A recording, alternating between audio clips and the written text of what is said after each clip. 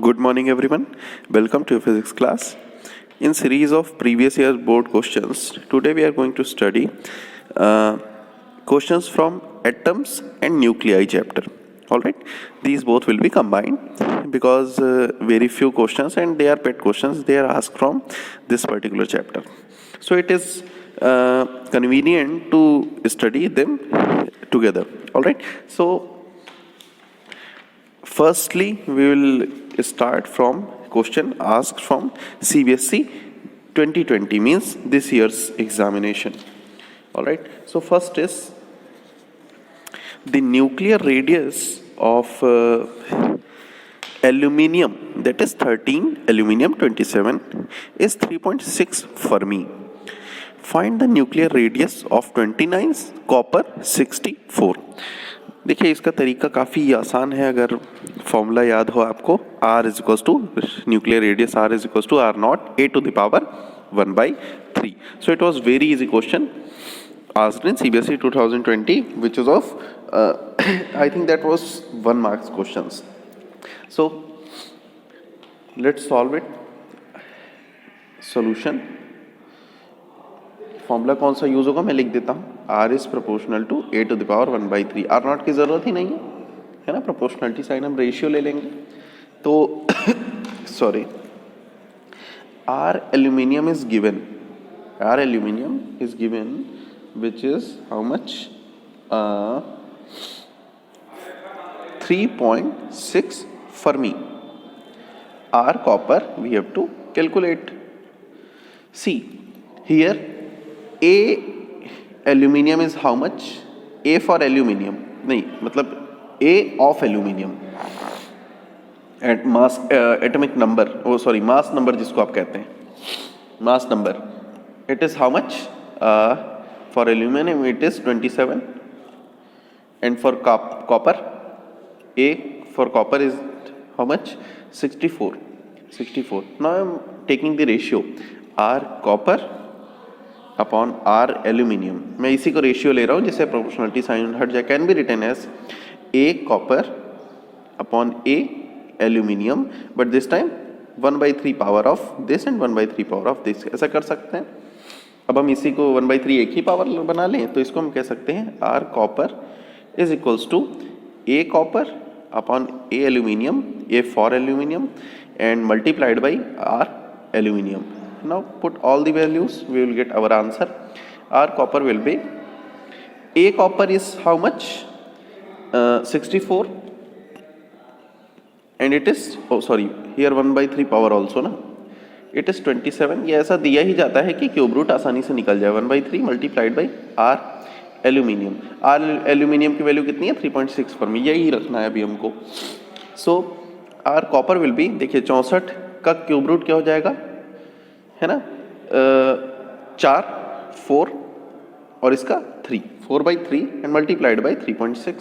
So it is 3 1 जा 3, 3 2 जा 6, 1.2, 12 चौक 48, 4.8 Fermi is our answer. तो इस तरह के क्वेश्चंस डायरेक्टली पूछे जाते हैं जिसमें आपको इस फॉर्मूले को याद रखने की जरूरत थी. ये मैंने आपको बताया ही है, न्यूक्लियर रेडियस हमने थ्योरी में पढ़ा है. ठीक है. Now come to next question.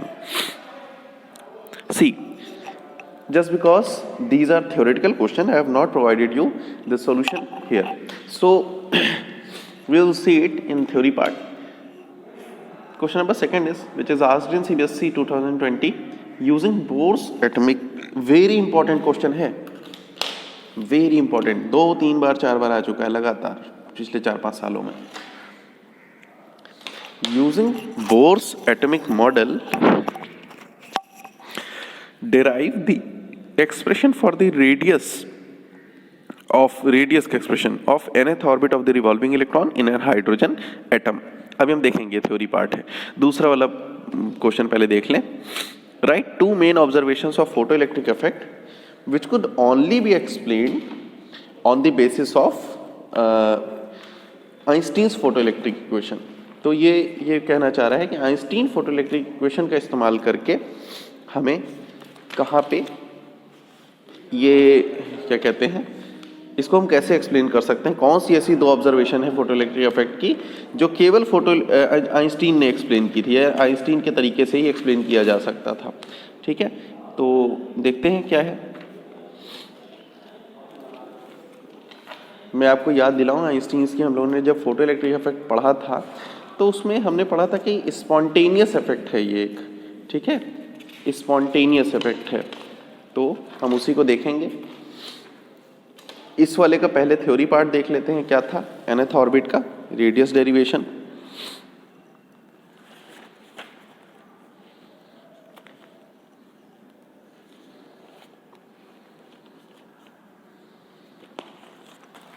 देखिए, हमें कहां से शुरू करना होता है? ये हो गया हमारा हाइड्रोजन एटम के लिए z इक्वल्स टू 1 रखते हैं। पहले हम z लेके सॉल्व करते हैं। ये जो सेंट्रीपिटल फोर्स है ये कैसे मिल रहा था? इलेक्ट्रोस्टैटिक फोर्स है, तो हम इन दोनों एक्सप्रेशन को इक्वेट किए थे, सेंट्रीपिटल और इलेक्ट्रोस्टैटिक को। के हमारा 1.4 पाई एप्सिलॉन नॉट ही है भाई, जो कांस्टेंट है। Now solving it we will get this expression k z square by mv square for r। This are we are going to calculate. So from Bohr's quantization हमको यही principal तो लगाना है, दोनों को कंबाइन इफेक्ट ही r हमको दे देगा। तो क्वांटाइजेशन कंडीशन क्या होती है? Angular momentum is integral multiple of h upon 2 pi, और we can say nh upon 2 pi. So r is equals to nh upon 2 pi mv। कैसे रखा है यहाँ पे? r की जगह यहाँ से mv डिवाइड करके r की जगह ये एक्सप्रेशन निकाल लिया। अब इस पूरी वैल्यू को हम क्या करें? ये r जो हमने ऊपर सेंट्रीपिटल और इलेक्ट्रोस्टैटिक को इक्वेट करके निकाला था उसमें रख दें। यही किए थे हम। करेंगे तो v की वैल्यू आएगी, और इस v की वैल्यू को उठा के इस r में फिर से रख देंगे तो हमको r की वैल्यू मिल जाएगी। देखिए यहाँ पे यही एक्सप्रेशन आया, v की वैल्यू आई है, फिर हाँ हमें तो r चाहिए था, तो r को निकालने के लिए v की वैल्यू उठा के इस expression nh upon 2 pi mv में रख दिए, तो हमको ये एक्सप्रेशन मिल जाएगा n square h square upon 4 पाई square m k z e square. ये एक्सप्रेशन ही हमारा क्या है? रेडियस ऑफ nth ऑर्बिट है, nth ऑर्बिट के लिए है ना। अब अगर मैं कह लूं हाइड्रोजन एटम के लिए करना है तो z इक्वल्स टू 1 रख दो, लेकिन n यही रहने दोगे तो ये nth ऑर्बिट के लिए होगा। अब मैं कहूं अगर फर्स्ट ऑर्बिट के लिए क्या रखना है, यानी कौन सी ग्राउंड स्टेट के लिए, तो आपको याद होगा n इक्वल्स टू क्या रखना है? 1। तो n इक्वल्स टू 1 रखने पे r को क्या लिखते थे? r नॉट, जिसको हम क्या कहते थे? Bore radius. तो वो भी देख लेते हैं क्या एक्सप्रेशन था। ठीक है, n equals to 1 z equals to 1 रख दीजिए, तो हाइड्रोजन एटम की फर्स्ट ऑर्बिट की रेडियस की एक्सप्रेशन आ जाते हैं h स्क्वायर 4 पाई स्क्वायर m के e square. This is called Bohr radius, और इसकी वैल्यू कितनी थी? 0.53 एंगस्ट्रॉम। तो ये हमारा बहुत इंपॉर्टेंट क्वेश्चन है जो कई बार पूछा जा चुका है, इसको आप बढ़िया से प्रिपेयर करेंगे। अब हम दूसरे क्वेश्चन पे आ जाते हैं जो कि हमारा आइंस्टीन की थ्योरी से रिलेटेड है। ठीक है, तो देखिए यहाँ पे जो सबसे इंपॉर्टेंट पार्ट है उसको हम लोग देखेंगे।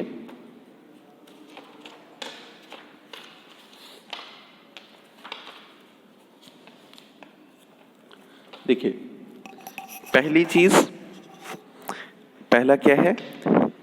देखिए न्यू नॉट जो है, जो एक एक्सप्रेशन होता था ना कि एक निश्चित फ्रीक्वेंसी से, इस वाले एक्सप्रेशन की हम बात करें, इस क्वेश्चन की बात करें, एक निश्चित फ्रीक्वेंसी से कम की फ्रीक्वेंसी पे कोई एमिशन नहीं होता था फोटोइलेक्ट्रिक इफेक्ट में। तो देखिए ये क्वेश्चन असल में किस चैप्टर का है? Dual nature of matter and radiation का, और हम कर रहे हैं एटम्स और न्यूक्लियर, चूंकि ये बीच में लिखा जा चुका है क्योंकि ये और पार्ट में था इसी क्वेश्चन के। ठीक है, इसलिए नहीं, ए और बी पार्ट करके था, ए ये था, बी ये था 2020 में, इसलिए मैं इसको साथ में ले लिया कि चलो ये हम डिस्कस कर लेंगे। पहला ऑब्जर्वेशन क्या था कि एक निश्चित फ्रीक्वेंसी से कम की फ्रीक्वेंसी की लाइट अगर हम डालेंगे तो कोई एमिशन नहीं होता था, यानी थ्रेशोल्ड फ्रीक्वेंसी वाली जो बात थी, it can only be explained on the basis of Einstein's theory. Alright, तो एक उससे कम की फ्रीक्वेंसी से कम की फ्रीक्वेंसी में काइनेटिक एनर्जी ही उसको इतनी नहीं मिलेगी, है ना। और इसके लिए हम एक्सप्लेन क्या कर सकते हैं? ये आपने एक एक्सप्रेशन पढ़ा था, half M V max square equals to H nu minus nu naught. मान लीजिए न्यू नॉट वो फ्रीक्वेंसी है जिसके जितनी फ्रीक्वेंसी रहने पे एमिशन होता है। मान लीजिए हमने एक न्यू फ्रीक्वेंसी ऐसी डाली जो न्यू नॉट से कम है, तो new minus nu not negative हो जाएगा ना, माइनस में आएगा, काइनेटिक एनर्जी निगेटिव हो जाएगी और काइनेटिक एनर्जी कभी निगेटिव नहीं होती है। और इस वजह से हम कहेंगे कि न्यू हमेशा न्यू नॉट से बड़ा होना चाहिए। एक थ्रेशोल्ड फ्रीक्वेंसी होती है, उससे हमेशा ज़्यादा होना चाहिए। यही तो आइंस्टीन की इक्वेशन है। तो यही आइंस्टीन ने एक्सप्लेन किया। दूसरा एक और चीज़ उन्होंने एक्सप्लेन किया था, maximum kinetic energy of emitted photo electron depend नहीं करती है इंटेंसिटी पे। मैक्सिमम काइनेटिक एनर्जी इंटेंसिटी पे नहीं डिपेंड करती, वो फ्रीक्वेंसी पे डिपेंड करती है, but linearly depends upon the frequency, है ना, लीनियरली डिपेंड करती है फ्रीक्वेंसी पे मैक्सिमम काइनेटिक एनर्जी। यही तो एक्सप्रेशन सामने लिखा है, ठीक है। एक और चीज जो बहुत इंपॉर्टेंट थी, मैंने कहा था स्पॉन्टेनियस एमिशन, टाइम लैग नहीं होना चाहिए। ये भी फोटोन थ्योरी का इस्तेमाल करके आइंस्टीन ने कहा कि एक फोटोन जैसे ही गिरता है सरफेस पे वो एक इलेक्ट्रॉन एमिट करता है। तो स्पॉन्टेनियस एमिशन केवल आइंस्टीन थ्योरी से एक्सप्लेन किया जा सका। तो ये दोनों क्वेश्चन हो गए। अब हम आते हैं नेक्स्ट क्वेश्चन की तरफ। देखिए ये क्वेश्चन चूंकि 2018 मैंने पहले लिख दिया है 2019 के, तो हम आगे 19 भी देखेंगे। 4 nuclei of an element fuse together to form a heavier nucleus, ठीक है। तो 4 न्यूक्लियाई मिलके एक न्यूक्लियस बना रहे हैं। इफ द प्रोसेस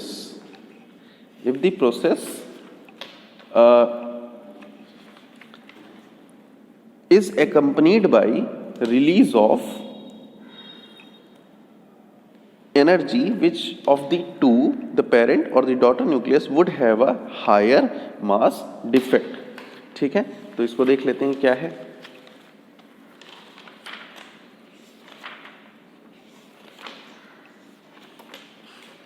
देखिए मास डिफेक्ट से रिलेटेड क्वेश्चन है। तो सबसे पहले तो देखिए असल में इसमें बाइंडिंग एनर्जी पर न्यूक्लियॉन का कॉन्सेप्ट लगना है, ठीक है।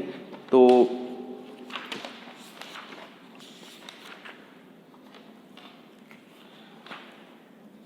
हम कहेंगे, समझिएगा, the process of fusion take place in light nuclei having lower values of binding energy per nucleon. Like ये जो लाइट वाले न्यूक्लियाई, यानी पहले इधर लाइट हैं 4 लाइट न्यूक्लियाई, इधर हम कह लें 4 लाइट न्यूक्लियाई फ्यूज हो रहे हैं यहाँ पे, और उससे एक हैवी न्यूक्लियाई बन रहा है, एक हैवी न्यूक्लियस बन रहा है। चूंकि बाइंडिंग एनर्जी पर न्यूक्लियॉन इस बार आपके कोर्स में नहीं है तो मैंने उसको नहीं डिस्कस किया था। अब देखिए जब एक हैवी न्यूक्लियस बनेगा तो इसके लिए ये बाइंडिंग एनर्जी पर न्यूक्लियॉन ज्यादा होगा, binding energy per nucleon greater, और यहां पे binding energy per nucleon less. इसलिए मास डिफेक्ट किसका ज्यादा होगा, हम कह सकते हैं डॉटर जो होगा उसका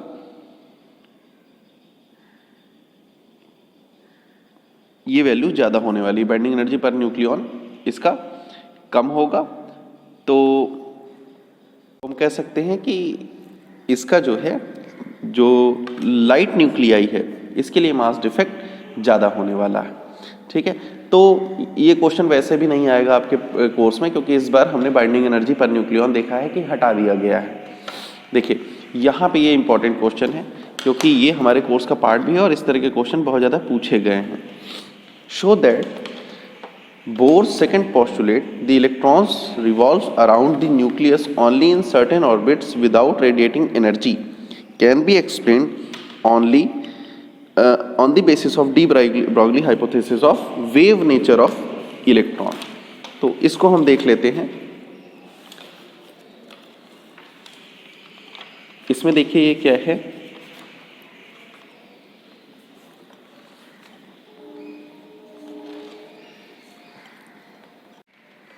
यहाँ पे हमने पढ़ा था डी ब्रॉगली हाइपोथेसिस से कि वेवलेंथ ऑफ इलेक्ट्रॉन जो v वेलोसिटी से मूव कर रही है किसी ऑर्बिट में, उसके लिए कितनी होती थी? अगर कोई इलेक्ट्रॉन मूव कर रहा है वेवलेंथ लैम्डा से v वेलोसिटी से किसी ऑर्बिट में, तो लैम्डा इक्वल्स टू h/mv होता था, ये हमने पढ़ा था। मान लीजिए कोई जनरल ऑर्बिट है, ये कोई ऑर्बिट है किसी न्यूक्लियस के अबाउट, हमने ये पढ़ा है कि लैम्डा जो है इंटीग्रल मल्टीपल होना चाहिए। लैम्डा हमेशा ऑलवेज इंटीजर होना चाहिए, इंटीजर। ठीक है, तो अब देखिए इनके कहने का ये मतलब था, बोर ने कहा कि लैम्डा, देखिए इलेक्ट्रॉन जब चल रहा है तो इलेक्ट्रॉन एक पार्टिकल है जो मूव कर रहा है, और हमने पढ़ा है जो भी पार्टिकल मूव करता है वो अपने साथ एक वेवलेंथ एसोसिएट करता है, यानी इलेक्ट्रॉन अपने साथ वेवलेंथ एसोसिएट करेगा, वेव एसोसिएट करेगा। तो वेव कैसे चलेगी? ऐसे ऐसे, इस तरह से वेव फॉर्म होगी, इलेक्ट्रॉन के साथ चलती रहेगी। ठीक है, ये जनरल ऑर्बिट के लिए, जैसे नहीं कि 2 वेव 3 वेव 4 वेव, ऐसा कुछ नहीं। नंबर ऑफ वेवलेंथ कितनी होनी चाहिए? यहाँ पे हमेशा इंटीजर होनी चाहिए। तो अब सोचिए ऐसा कब हो कि इंटीजर हो? एक वेव यहां से शुरू हुई और यहां खत्म हुई, ये एक वेव हो गई जिसकी वेवलेंथ क्या है? लैम्डा। अगली वेव यहां से शुरू हुई, यहां खत्म हो गई, लैम्डा। उसकी अगली वेव ऐसे ऐसे ऐसे ऐसे करते करते कोई भी वेव अधूरी ना रहे, यहां यहां यहां ऐसे ऐसे, ये हो गई एक कंप्लीट वेव फॉर्म, जो इसको कहते हैं ना ऐसे शुरू करके ये, तो इसी को एक वेवलेंथ कहते हैं यहां से यहां तक, लैम्डा। ठीक है, तो ये कंप्लीट रहे किसके साथ? एक पूरे सरकमफ्रेंस के साथ, यानी सरकमफ्रेंस हमेशा ऐसा हो कि वेवलेंथ हमेशा इंटीग्रल मल्टीपल में हो। और यही बात बोर ने कही थी। तो डी ब्रॉगली हाइपोथेसिस क्या थी? कि एक पार्टिकल जब चलता है तो उससे एसोसिएटेड एक वेव होती है। ठीक है, और बोर ने उससे क्या पता लगाया? अपना सेकंड पोस्टुलेट दिया कि सरकमफ्रेंस जो है ऑर्बिट का, वो हमेशा लैम्डा जो वेव एसोसिएटेड है उसके इंटीग्रल मल्टीपल में होता है। ठीक है, तो अब अगर इस तरीके को अपनाया जाए और लैम्डा की वैल्यू रख दी जाए, जो डी ब्रॉगली वेवलेंथ होती है किसी पार्टिकल से एसोसिएटेड वेव की, अगर वो वी वेलोसिटी से चल रहा हो तो NH/mv। ठीक है, तो 2πr=NH/mv।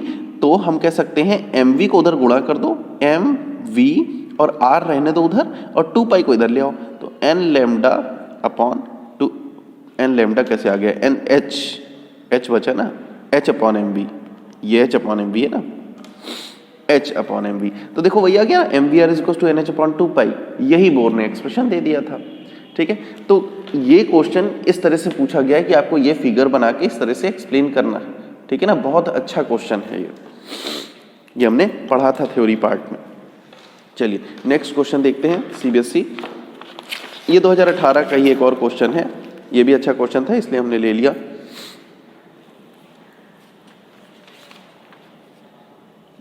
देखिए ध्यान दीजिएगा, ये क्वेश्चन है, a hydrogen atom initially in the ground state absorbs a photon which excites it to n=4 level. Estimate the frequency of the photon. देखिए इसमें क्या करना है, आपको याद होना चाहिए कि एनर्जी का एक्सप्रेशन हाइड्रोजन एटम में क्या होता है। अगर आपको याद हो तो एक कांस्टेंट वैल्यू थी और 1/n² था।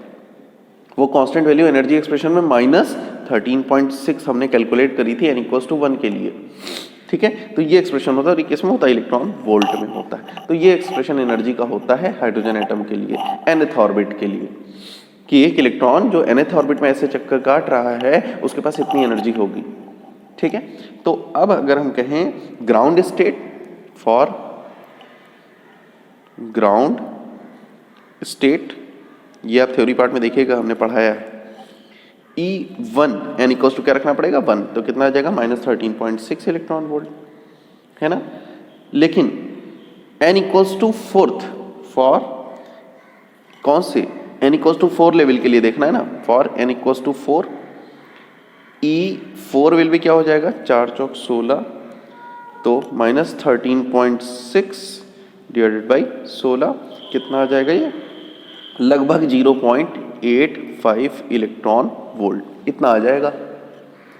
अब ये क्या कह रहा है? Estimate the frequency of the photon. एक फोटोन टकराया एक एटम से और एब्जॉर्ब हो गया एटम में, और उसने क्या किया? n इक्वल्स टू 1 से इलेक्ट्रॉन को कहां लेके चला गया? एक्साइट कर दिया n इक्वल्स टू 4 में, यानी अपनी पूरी एनर्जी फोटोन ने इसको दे दी। यानी ये जो फ्रीक्वेंसी एनर्जी डिफरेंस है दोनों का, ये किसके बराबर होना चाहिए? फोटोन की खुद की एनर्जी के, एनर्जी ऑफ फोटोन।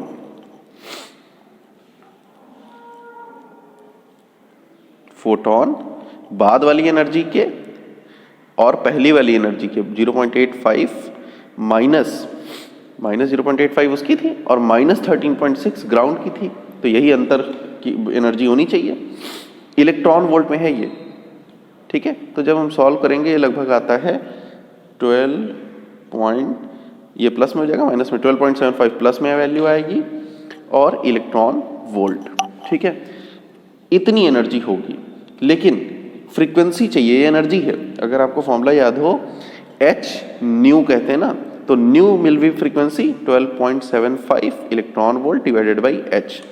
अब ये देखिए यहाँ मैं वैल्यू रख रहा हूँ 12.75, इलेक्ट्रॉन वोल्ट को जूल में चेंज करना है तो कैसे होगा? 1.6 इंटू 10⁻⁻19 जूल में कन्वर्ट हो गया, और नीचे ये h की वैल्यू रख दो 6.67 इंटू 10 या 64 लोग यूज कर लेते हैं 10⁻34 जूल सेकेंड। अब देखो जूल सेकंड से जूल कट गया, यानी पर सेकंड आ गया ना इसका यूनिट, यानी फ्रीक्वेंसी का यूनिट है। सॉल्व कर लेना, आंसर आ जाएगा, ठीक है। तो इस तरह के क्वेश्चन भी आते हैं कि ये लेवल चेंज हो रहा है तो कितना एनर्जी का फोटोन एमिट हुआ रहा होगा या उसकी फ्रीक्वेंसी कितनी रही होगी। एक क्वेश्चन और है, ये सीबीएसई 2019 में पूछा गया क्वेश्चन है, उसको देख लेते हैं। Right Rydberg's formula for wavelength of spectral lines of hydrogen atom, ठीक है। पहला चीज पूछ रहा है। दूसरा, अगर आपको रिडबर्ग फॉर्मूला याद है तो ये क्वेश्चन तुरंत हो जाएगा।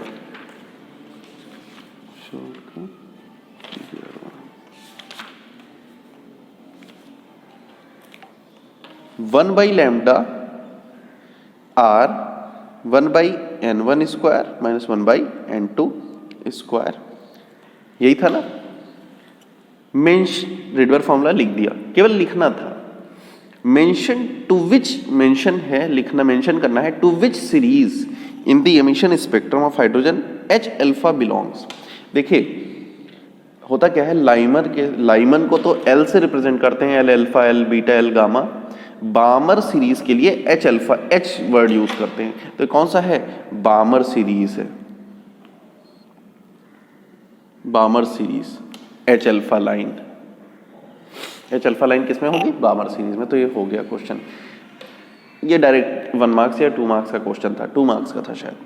Next, using Bohr's postulate of the atomic model derive the expression for radius of nth electron orbit, hence obtain the expression for Bohr's radius. देखिए 2020 में भी आया ये क्वेश्चन, 2019 में भी आया, 2020 में भी आया था, 2019 में भी आया था, जानते ये 14 में भी आया था, ये 15 में भी एक बार आया था। तो बहुत ही इंपॉर्टेंट क्वेश्चन है, रेडियस ऑफ nth ऑर्बिट, ठीक है। और फिर बोर रेडियस निकालना, तो इसको बहुत अच्छे से प्रिपेयर करेंगे, मैंने बता दिया है। नेक्स्ट देखिए 2017 में आया हुआ बहुत अच्छा क्वेश्चन है ये। Calculate the shortest wavelength of the spectral line, shortest wavelength of the spectral line emitted in Balmer series, ठीक है ना। सीरीज बता दिया है प्रॉपर। देखिए calculate the shortest wavelength of the spectral lines emitted in Balmer series R equals to 10⁻7 per metre. अब देखिए यहाँ पे क्या है, हमें फॉर्मूला याद होना चाहिए। बामर सीरीज के लिए शॉर्टेस्ट वेवलेंथ निकालना है, यानी लैम्डा आर 1 बामर सीरीज में आना है, यानी लाइमर में 1 होना चाहिए n1 की वैल्यू, और बामर में 2 यानी 2 का स्क्वायर माइनस 1 शॉर्टेस्ट निकालना है। तो अभी के लिए हम उसको n मान लेते हैं। अब देखिए कहाँ पे, यहाँ कहाँ से कहाँ तक होनी चाहिए, यानी n इक्वल्स टू 3 हो सकता है, 4 हो सकता है, 5 हो सकता है and so on and so fourth हो सकता है, लेकिन 2 से छोटा नहीं हो सकता ना, 2 हो सकता है क्योंकि बामर है। ठीक है, आर की वैल्यू रिडबर्ग कांस्टेंट दे दिया है, तो अब यहाँ पे सीधे वैल्यू रख दीजिए 1/λ। शॉर्टेस्ट कौन सी होगी, देखिए अंतर समझिएगा, शॉर्टेस्ट में कई बार बच्चे करते क्या हैं, n इज टू 3 रख देते हैं। ये शॉर्टेस्ट वेवलेंथ नहीं है, ये लॉन्गेस्ट वेवलेंथ है, n इक्वल्स टू 3 अगर हम रखते हैं तो। ठीक है, शॉर्टेस्ट वेवलेंथ के लिए n इक्वल्स टू कितना रखना पड़ेगा, इन्फिनिटी। जैसे जैसे वेवलेंथ घटती चली जाती है ना, तो सबसे छोटी क्या होगी, n equals to infinity 1/λ for shortest wavelength. Rydberg constant की वैल्यू रख देना 10⁻⁷, 1/2 स्क्वायर माइनस 1 अभी मैं n स्क्वायर रख रहा हूं फॉर शॉर्टेस्ट, क्या होता है हमेशा, शॉर्टेस्ट वेवलेंथ n होना चाहिए infinity. 1/λ is equals to 10⁻⁷ and it is 1/4 minus 1/∞, 1/∞ यानी 1/0, 0 ही तो हो गया ना, तो 1/4 10/10⁻⁷, तो लैम्डा इक्वल टू क्या हो जाएगा 4/10⁻⁷, या लिख सकते हैं इसको 4 × 10⁻⁷ मीटर, या फिर लिख सकते हैं इसको 4000 एंगस्ट्रम। तो ये हो गई वेवलेंथ शॉर्टेस्ट। और हमने पढ़ा भी तो है बामर की सबसे बड़ी छोटी वेवलेंथ क्या होती है, स्पेक्ट्रम देखो विजिबल स्पेक्ट्रम में आ गया 4000 से 7000 एंगस्ट्रम। ठीक है, चलिए नेक्स्ट क्वेश्चन, ये थोड़ा बड़ा क्वेश्चन है, इसको भी हम देख लेते हैं, बहुत अच्छा क्वेश्चन है, इसमें काफ़ी कुछ चीज़ें आपकी और भी क्लियर होंगी। A 12.5 electron volt electron beam is used to excite a gaseous hydrogen atom at room temperature. Calculate the wavelength and the corresponding series of the lines emitted. ठीक है, तो देखिए हाइड्रोजन एटम के लिए सबसे पहले एनर्जी का एक्सप्रेशन लिख लीजिए, nth ऑर्बिट के लिए हाइड्रोजन एटम ले रहे हैं तो z = 1 पहले से ही ले चुके हैं, ये होता है nth ऑर्बिट के लिए। अब हमने 12.5 इलेक्ट्रॉन वोल्ट की बीम डाला है ना, यानी उसके पास इतनी एनर्जी, मान लीजिए एक्साइट कर रहे हैं, तो ग्राउंड स्टेट में एनर्जी कितनी रही होगी, फॉर ग्राउंड स्टेट हमेशा याद कर लीजिए ग्राउंड स्टेट एनर्जी कितनी होती है, -13.6 यानी इक्वल टू 1 रख देना इलेक्ट्रॉन वोल्ट। और एक्साइटमेंट कितने वोल्टेज से दिया जा रहा है, 12.5 इलेक्ट्रॉन वोल्ट, यानी एक्स्ट्रा एनर्जी उसको कितनी दे रहे हैं, 12.5 volt. So ground state atom will absorb how much energy, ground state atom absorb कितनी एनर्जी, पहले -13.6 थी उसके पास, प्लस 12.5 और दे दो, इलेक्ट्रॉन वोल्ट में है सब, तो अभी कितनी हो गई 1.1 इलेक्ट्रॉन वोल्ट। अगर आपको याद हो, वैसे आपको याद नहीं होगा, जो हमने स्पेक्ट्रल सीरीज बनाई थी तो ग्राउंड स्टेट के लिए 13.6 इलेक्ट्रॉन वोल्ट लिया था माइनस में, उसके बाद फर्स्ट एक्साइटेड स्टेट के लिए 3.4 इलेक्ट्रॉन वोल्ट होता था माइनस में, फिर होता था 1.5 इलेक्ट्रॉन वोल्ट, फिर होता था 0.85 इलेक्ट्रॉन वोल्ट, फिर माइनस में ही, फिर ऐसे और घटता चला जाता था। लेकिन जब जरा देखिए 1.5 इलेक्ट्रॉन वोल्ट से 1.1 इलेक्ट्रॉन वोल्ट माइनस में बड़ा है और 0.85 से ये छोटा हो गया। इसका मतलब जब एनर्जी हम देंगे ग्राउंड स्टेट के एटम को तो वो एक्साइट कहाँ तक होगा, n = 1 ये है, n = 2 ये है, n = 3 ये है, ठीक है ना। तो the atom can be excited हम लिख लेंगे कहाँ तक, फर्स्ट सेकंड थर्ड तक ओनली, क्योंकि उससे ज़्यादा अब 1.1 छोटा है 0.85 से, माइनस में अगर देखा जाए, माइनस साइन लगाए ना। So the atom can excited up to n = 3 only. तो अब ट्रांजिशन कौन कौन सा हो सकता है, 3 से 3 पे है तो 3 से 1 पे आ सकता है, 3 से 2 पे आ सकता है, हो सकता है 2 तक ही गया हो तो 2 से 1 पे आ सकता है, यानी n = 3 to n = 1 एक पॉसिबिलिटी है, तीनों पॉसिबिलिटी लिख ले रहे हैं। दूसरी n = 3 to n = 2 एक पॉसिबिलिटी है, और तीसरी पॉसिबिलिटी क्या है, n = हो सकता है 3 तक ना पहुंचा हो, 2 तक ही गया हो, 2 n इक्वल्स टू 1 एक पॉसिबिलिटी है। अब इसी को 1 बाई 1 निकालना है, इसके करस्पॉन्डिंग तीनों वेव निकालनी। मान लो एक ये पॉसिबिलिटी है, एक ये दूसरी वाली पॉसिबिलिटी है, एक हो सकता है यहीं तक गया हो तो ये तीसरी पॉसिबिलिटी। तीनों के लिए वेवलेंथ हमको निकालनी है। तो पहली वाली वेवलेंथ जो निकलेगी उसको नाम दे दो λ1, इसको दे दो λ2, इसको दे दो λ3। यही तीनों निकालना है। तो मैं एक के लिए निकाल रहा हूँ, बाकी दो के लिए आप स्वयं कर सकते हैं। मान लीजिए मैं इस स्टेट के लिए निकालना चाहता हूँ, फर्स्ट वाले के लिए। So for first delta E1 कितना अंतर है, देखो फर्स्ट के लिए -1.5 इलेक्ट्रॉन वोल्ट से -13.6 इलेक्ट्रॉन वोल्ट में आ रहा है। तो energy difference is -1.5 minus of -13.6, so it is how much 12.1 electron volt. तो ये तो एनर्जी डिफरेंस आ गया। इसके करस्पॉन्डिंग क्या निकालना है, वेवलेंथ निकालना है ना। तो वेवलेंथ निकालने का तरीका क्या होता है, इसकी फ्रीक्वेंसी निकाल लें तो वेवलेंथ निकल जाएगी। h न्यू होता है डेल्टा E के बराबर। न्यू को c बाई लैम्डा लिख सकते हैं, तो hc बाई लैम्डा लिख सकते हैं डेल्टा E के बराबर। यानी डेल्टा E की जगह हम इसको पुट कर देंगे। So this is hc by, अगर हम लैम्डा निकालना चाह रहे हैं λ1 और ये है डेल्टा E1, तो h डेल्टा हम कह सकते हैं λ1 is equals to hc by delta E1, और हम ये यहाँ करने वाले हैं। hc by delta E1 will be our λ1। Put this value, h की वैल्यू रख दें 6.63 into 10⁻34 joule second, c 3 into 10⁸ metre पर second, divided by delta E1 हमने क्या निकाला 12.1 इलेक्ट्रॉन वोल्ट, लेकिन इसको किस में चेंज कर लें, जूल में। तो 12 क्या मैंने कुछ गड़बड़ कर दिया क्या, नहीं सही है। 12.1 मल्टीप्लाइड बाई, हाँ ठीक तो है, इलेक्ट्रॉन वोल्ट 1.6 इंटू 10⁻19, और ये जूल्स में आ जाएगा। ये मीटर पर सेकंड में है, ये जूल सेकंड में है। तो जूल सेकंड यानी जूल मीटर, ऐसा कुछ, ये केवल मीटर बचेगा, है ना। तो अब देखिए यहाँ पे क्या होने वाला है, सॉल्यूशन हम इसको कर लेंगे। -34 और 19 9 5 14 यानी 25 बचा, -25 8 8 7 15 10⁻7, है ना। तो ये लगभग बचना चाहिए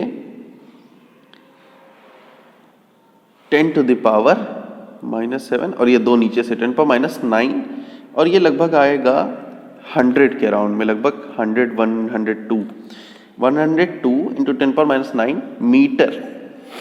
तो अब देखिए ये वैल्यू जो हो जाएगी, it can be written as -9 metre, तो नैनोमीटर के फॉर्म में लिख दीजिए। 102 नैनोमीटर इज λ1। अब आप समझिए, जैसे हमने 1 के लिए किया, आप 2 के लिए कैसे करेंगे।